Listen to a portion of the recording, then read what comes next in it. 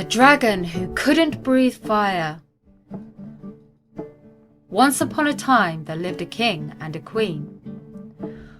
One day a merchant came to the palace wanting to buy land for his family home to be built on. Instead of offering money, however, he offered the king 3 beautiful and very rare purple dragon eggs. The king could not refuse and allowed the merchant an acre of land in return for the 3 dragon eggs. It wasn't long before the eggs hatched and out popped 3 beautiful fiery little dragons. The queen was delighted with them and loved how they were so playful. It came to pass that with time came change, and gradually the queen herself began to notice how one of the dragons did not appear to be so happy. While the other 2 dragons enjoyed being outside to soak up the very hot sun, the other did not. Instead, it would try to find the coolest part of the palace and stay there, refusing to go outside. This started to concern her, and she did not know what to do. As they got older, 2 of the dragons learned to do what was most natural to them and breathe fire.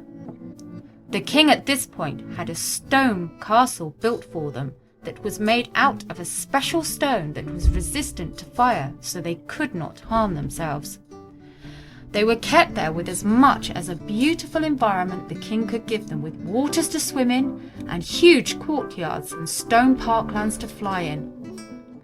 The other dragon was left alone, for it knew not how to breathe fire, and instead became more and more sullen as its siblings flourished with fire.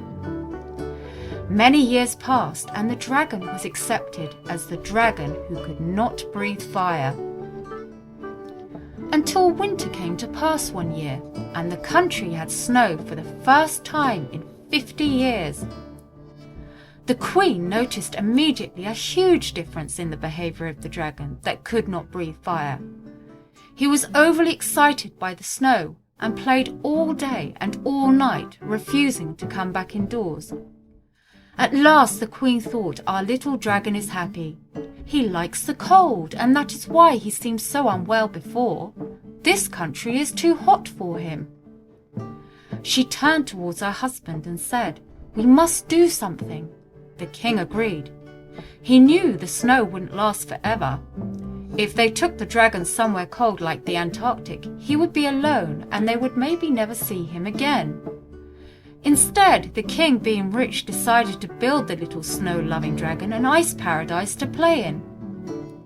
He knew it would be difficult to keep the ice frozen, so he had it built deep underground where there were huge caves which already had ice forming in them.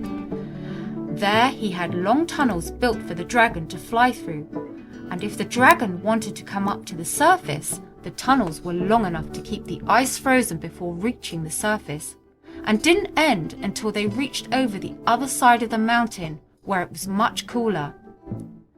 Mostly, though, the dragon stayed underground, and it wasn't long before he learned to breathe what was most natural to him: ice instead of fire.